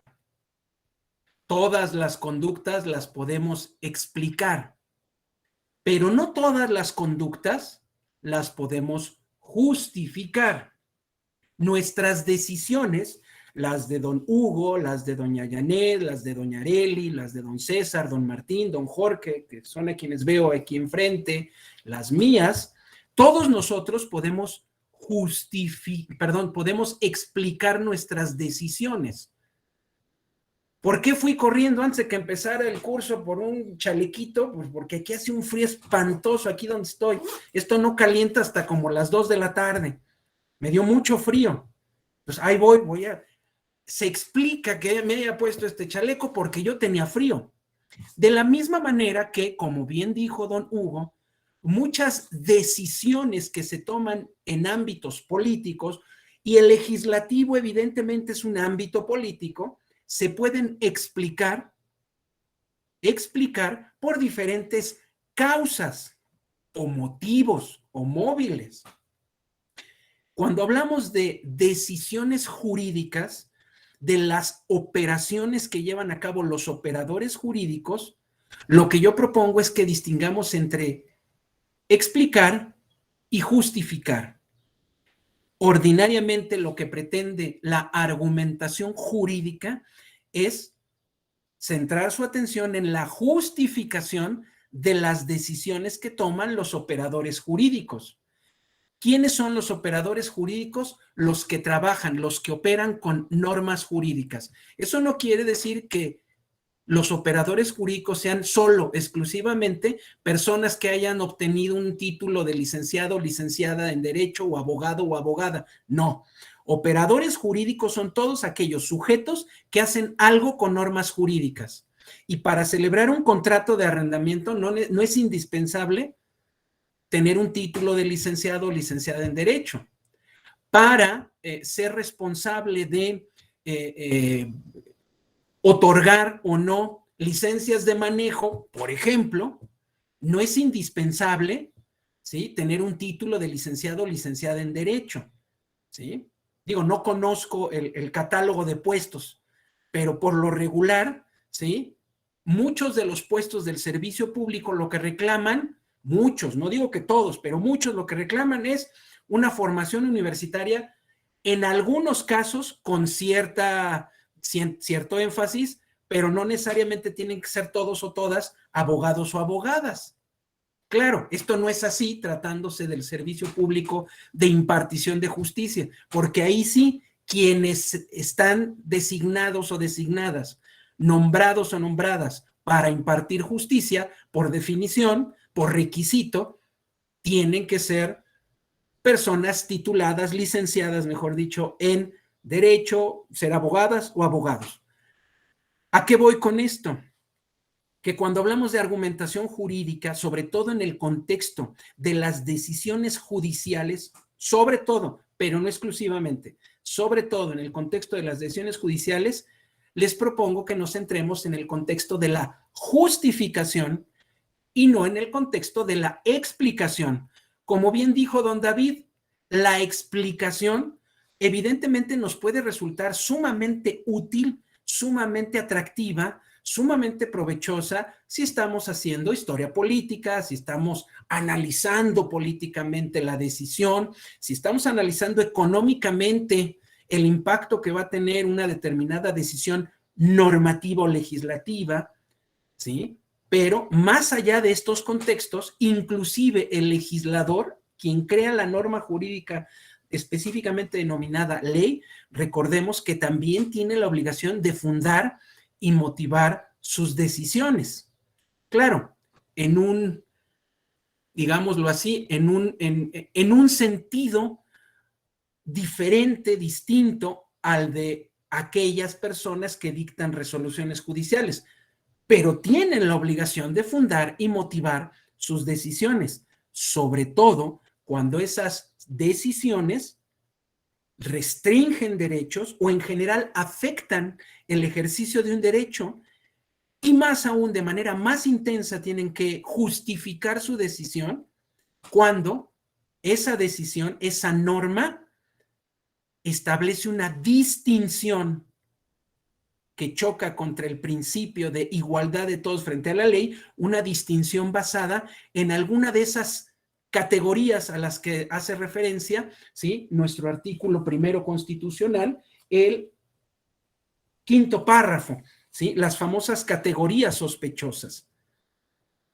En esas situaciones, en esas condiciones, quien crea una norma jurídica no solamente debe de justificar, es decir, fundar y motivar su decisión, sino que tiene la obligación, la carga de esgrimir una justificación mucho más intensa. La motivación debe de ser mucho más intensa, puesto que se está estableciendo una distinción que es sospechosa de basarse en una de las categorías no permitidas, cuyo uso no está permitido por nuestra Constitución. Regreso a lo mencionado entonces, distinguir entre explicar y justificar. En efecto, aún para justificar la utilización de una norma jurídica, podemos atender a lo que el legislador histórico, hago hincapié en el histórico, es decir, el creador de la norma, de una determinada norma, el creador con nombre y apellido de esa norma, la finalidad que persiguió. Un par de ejemplos al respecto. Por un lado, ¿sí? Yo pensé que don David iba por ahí, pero lo retomo. nuestra justicia electoral, tal como la conocemos hoy, con estos 25 años de antigüedad, bueno, 36 ya, si consideramos también al Tricoel, con estos 30 y tantos años de antigüedad, nuestra justicia electoral es resultado de precisamente un acuerdo, particularmente la de los últimos 25 años. Es resultado de un acuerdo. ¿En qué consistió el acuerdo? En por un lado, la insatisfacción que producía el que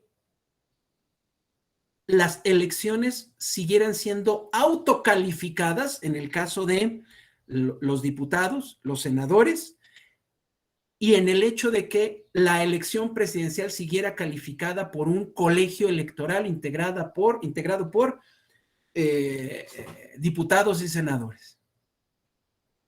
Ese sistema que utilizamos durante prácticamente todo nuestro siglo XX generó insatisfacciones tales que llevó a acordar una nueva forma de componer, mejor dicho, de resolver los conflictos electorales, los conflictos relacionados con los resultados de las elecciones. Y poco a poco, con el Tricoel, luego con el Trife, hasta llegar al 1996 y en adelante, lo que es hoy este Tribunal Electoral del Poder Judicial de la Federación, del Tribunal Electoral del Poder Judicial de la Federación, ¿sí? Es un claro ejemplo.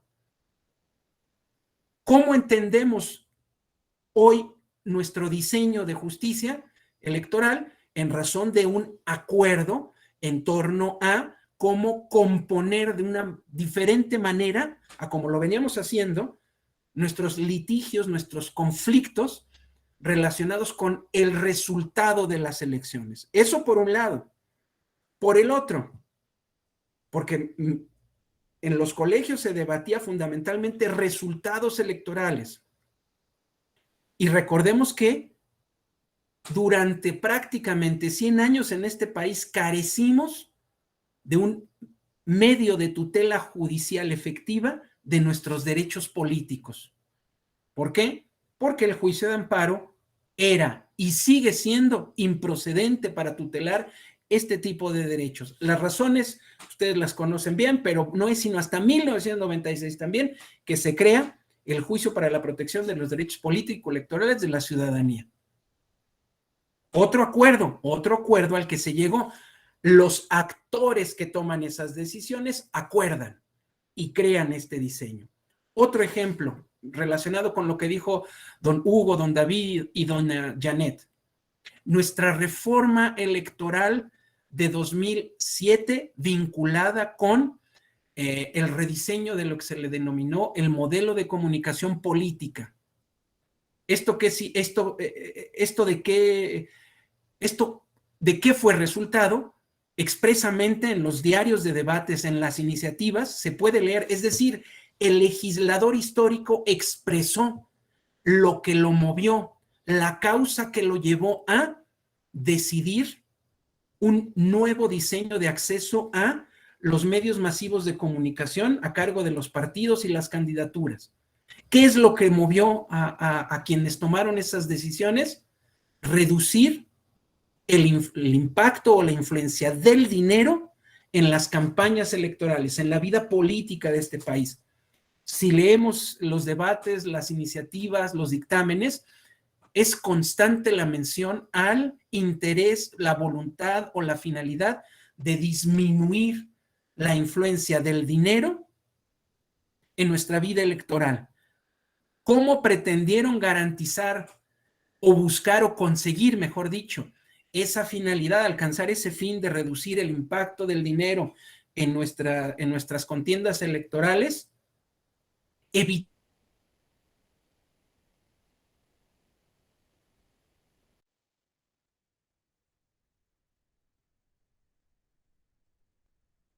Doctor, se fue su audio.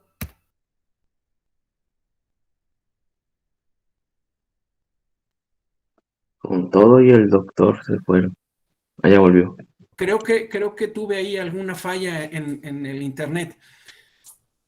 Regreso entonces. la finalidad que perseguía una parte de aquella reforma era evitar la influencia del dinero en las campañas electorales y particularmente en los procesos electorales. ¿Cómo buscaron reducir eso? Evitando que partidos y candidaturas tuvieran que contar con muchísimo dinero para comprar tiempo en radio y televisión. Claro, y eso llevó a que no solamente partidos y candidaturas, sino ninguna otra persona pueda adquirir tiempo en radio y televisión, ya sea a favor o en contra de una propuesta electoral, de una candidatura o de un partido político. Y ahí vino, y con esto voy adelantando, digamos, el tema de la justificación, y ahí vino el famoso amparo de los intelectuales, ¿lo recuerdan? Es decir, aquel grupo de personas, popularmente se les denominó los intelectuales, ¿no? Eran los que hoy conocemos como los opinadores, es decir, aquellas personas cuya misión, sí, muchos de ellos vinculados a lo que también genéricamente denominamos la academia, sí, muchos profesores universitarios, muchos investigadores, pero que sobre todo se desempeñaban como personas que opinaban y opinan en los medios masivos de comunicación, en el periódico, en la televisión, en el radio, y las opiniones, pues, evidentemente se relacionan con, al ser opiniones sobre nuestra vida política, pues pueden incidir o se refieren a los procesos electorales. Y en aquel amparo se alegaba precisamente una violación a la libertad de expresión. La reforma, consideraban, violentaba o violaba su libertad a expresarse. Lo que va a resolver la Suprema Corte, ustedes lo recuerdan, lo que resuelve la Suprema Corte es que la reforma no afecta la libertad de expresión de nadie. Lo que afecta la reforma electoral es la libertad de contratación, porque lo que no se permite es la adquisición de tiempos en radio y televisión, pero de ahí no se sigue que cualquiera de nosotros o cualquier nombre que a ustedes se les venga a la cabeza de editorialistas del Universal, el Reforma, La Jornada, Canal 11, 22, cualquiera de estas personas cuya principal o única ocupación es opinar sobre nuestra vida pública, bueno, del hecho de que se establezca que nadie podía adquirir tiempo en radio y televisión para pronunciarse a favor o en contra, es decir, hacer proselitismo de una u otra opción electoral, de ahí no se seguía que no podrían expresarse opiniones. Lo que se limitaba era la adquisición, pero sí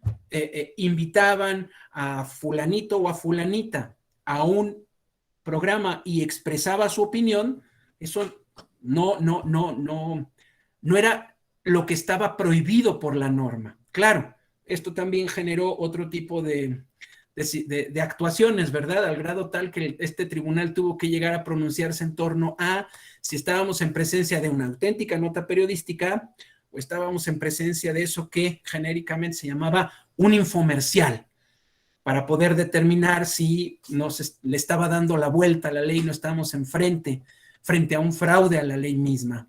Pero bueno, me desvío un poco, regreso entonces al tema de, en efecto, quienes toman las decisiones pueden perseguir ciertos objetivos, ciertas finalidades.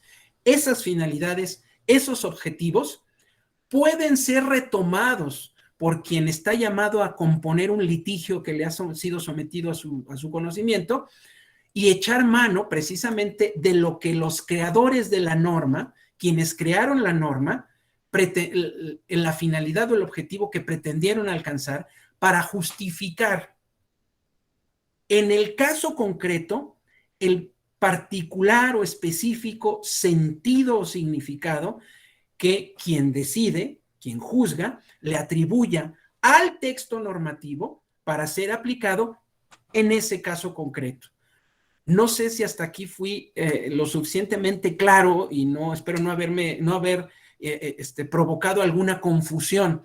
Sobre esto vamos a volver un poco más adelante cuando veamos, digamos, o cuando mostremos los tipos de argumento que cada contexto parece o que contiene cada contexto argumentativo. Hasta acá no sé si fui claro.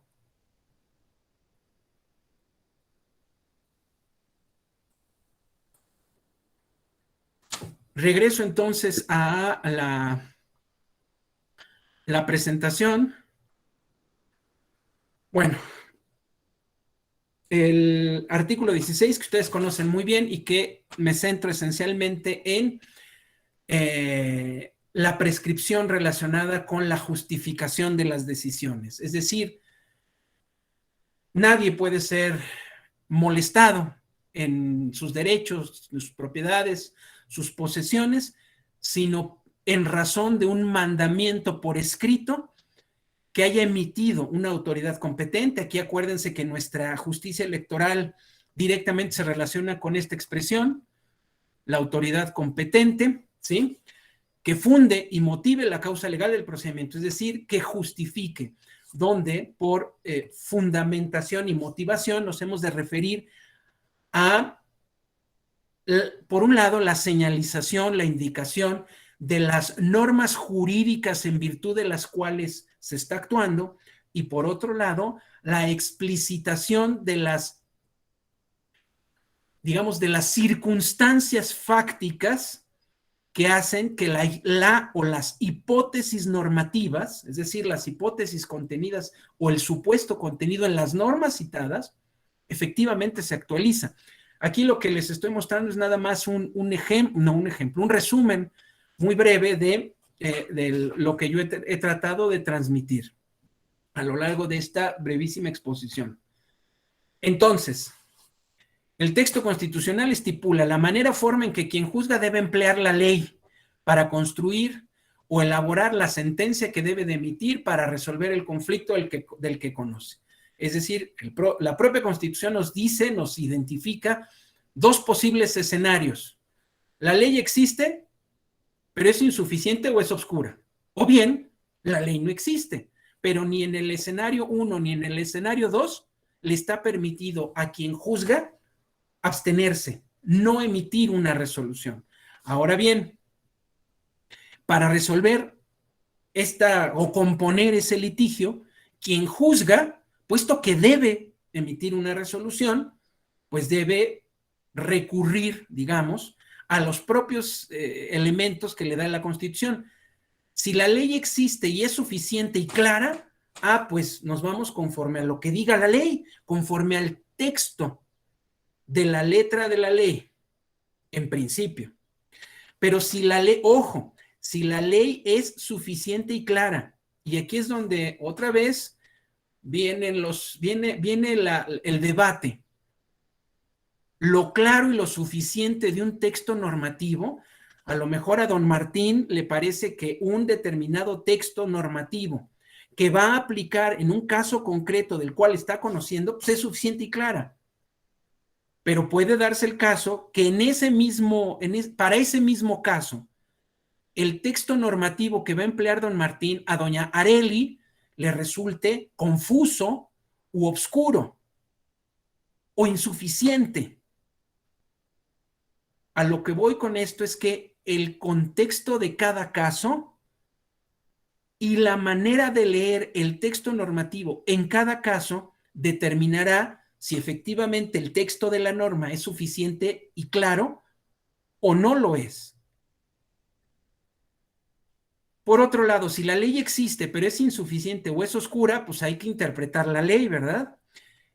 Y si la ley o la interpretación no existe, lo cual, insisto, me parece un escenario poco factible, pero imaginemos que no hay ni ley ni interpretación. Puede no haber ley, efectivamente, puede no haber norma exactamente aplicable al caso concreto, pero puede haber otra norma que podría llegar a ser aplicable al caso concreto por analogía o por mayoría de razón. Recordemos que la prohibición de utilizar estas herramientas solo se da cuando estamos en presencia de la determinación de una responsabilidad y la consecuente sanción ante un ilícito.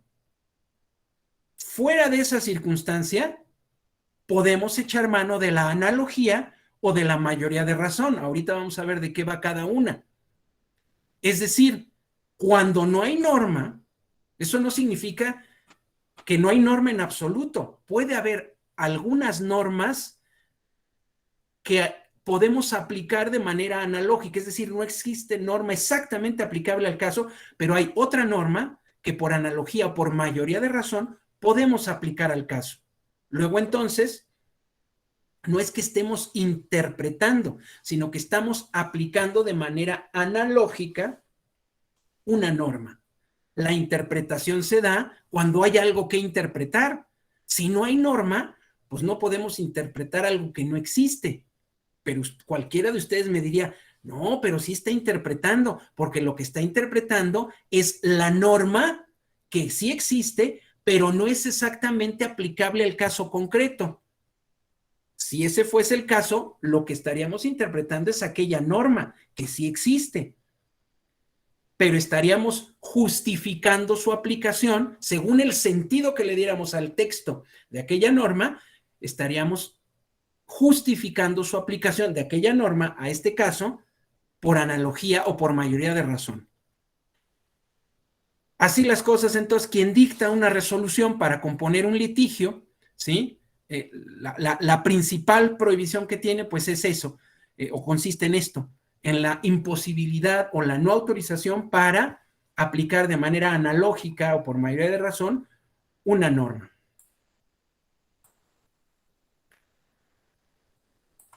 Hasta acá no sé si hubiese algún comentario, alguna duda, para centrarme ahora sí en lo que hacen quienes juzgan, que efectivamente, cuando hablamos de aplicación de una norma, me refiero al uso que de esa norma hacemos o de ese texto normativo para tomar una determinada decisión. Lo he estado mencionando a lo largo de la exposición. Sí, la decisión jurídica por antonomasia, digamos, la más representativa, es la que toman quienes juzgan. Pero no solo quienes juzgan tienen que tomar decisiones con base o mediante la aplicación de normas jurídicas. Quien está encargado o encargada de autorizar o no la expedición de una licencia para vender bebidas alcohólicas, bebidas embriagantes, tiene que tomar una decisión. Sí, doña María Eugenia, adelante. Micro. ¿Sí se escucha? Buenos días. Sí, buenos días. Buenos días, compañeros. Fíjese, doctor, que a mí me viene a la mente algo relevante o algo que ha pasado en los últimos tiempos, de que, por ejemplo, se ve mucho que ciertos grupos de la ciudadanía han optado por hacer justicia no, yo no le llamaría justicia, ¿verdad? O sea, entrar en ese engranaje de, por ejemplo, cuando llega una supuesta persona secuestradora, una supuesta persona, porque es una suposición, o sea, entonces en ciertos estados se ha visto más eso, donde ya agarran a la persona, no, la misma población, agarran y los incendian o los privan o sea, les quitan la vida. Ahí a mí me viene ese cuestionamiento o esa duda grande, o sea, ¿qué es lo que está fallando en ese tipo de acciones? Las leyes, la aplicación de las leyes, la forma como toma, quién no está tomando su papel, o qué es lo que hace falta, o qué se debe de cambiar, porque realmente es algo increíble, ¿no? Se ve algo aparatoso realmente. Imagínese que igual uno de un estado llega a otro estado, vas a otra cosa y simplemente porque un grupo dice, no, pues y toca, porque por ejemplo, pues es chistoso, ¿no? Toda la República Mexicana, el simple hecho, el acento de uno, vas a Chihuahua y pues tú ves que hablan diferente y ellos nos ven súper diferente. Inclusive la forma, o sea, a mí me queda la duda, ¿qué es lo que está, o sea, qué falta? ¿O qué es lo que está a lo mejor atrasado en ciertas cosas, porque se ha visto mucho más últimamente de que, pues no, pues agarraron que un secuestrador o que iba a robar a un niño, pero realmente o la justicia que, o a qué, en qué, como decía usted, en ese engranaje, en ese cuadrilátero, ¿qué es lo que está fallando para llevar a a una justicia que, bueno, en pleno siglo de modernidad y todo eso, está fallando? Esa sería mi pregunta para usted, o en su opinión, porque a lo mejor realmente eso es lo que nos preguntamos ciertas personas. Gracias. Gracias, doña María Eugenia. Pues sí, lo único que le podría expresar yo es mi opinión, y en efecto, y tiene mucho que ver con lo que estamos mencionando, porque en no pocas ocasiones pudiera parecer que todo esto que está uno diciendo sobre la argumentación y la interpretación y la operación, lo que hacen los operadores jurídicos, pues suena bien, ¿verdad? Suena atractivo, suena interesante, y conocer lo que dice Atienza sobre la argumentación y Robert Alexi, y en fin, todos estos teóricos. Y sí, abrimos el periódico o salimos aquí a la esquina y nos enfrentamos a esas circunstancias, a lo que la vida misma nos está pues dando. Y en mi opinión, insisto, esta es mi opinión, me parece que pues esto está haciendo agua por todos lados y entre todos tenemos que tapar esos agujeros. De entrada, pues evidentemente algo falla, tenemos defectos en nuestros mecanismos, nuestros procedimientos y nuestros procesos de administración e impartición de justicia, sin duda. Y aunque parezca lejano, pero todo esto de la argumentación está directamente relacionado con eso, porque cuando hablamos de argumentación, no solamente, y lo voy a exponer más adelante, nos centramos en el tema normativo, sino sobre todo en el tema probatorio. En mi opinión, una de las grandes asignaturas en las cuales prácticamente como gran aparato de justicia podríamos salir reprobados, y me asumo como parte integrante de ese aparato, es precisamente, insisto, podemos salir bastante bajos en la calificación, es en la argumentación probatoria. Y esto tiene que ver no solamente, no es un tema en el cual esto se arregle en una sala de un juzgado o de un tribunal. Lamentablemente, lo que ahí se ve en no pocas ocasiones es consecuencia de defectos, o es la continuación de defectos que vienen desde atrás, desde el mero momento de la consignación, el relato de los hechos en las libretas de las personas que investigan. Y no tiene que ver con que sepamos leer y escribir, y no tiene que ver con a cuántas universidades hayamos ido. Tiene que ver con el hecho de que esto de la argumentación, en el fondo, es una cuestión de razonamiento lógico. Y el razonamiento lógico es fundamental y esencial para construir relatos. Y quien está investigando, lo que está haciendo es juntar elementos para construir un determinado relato.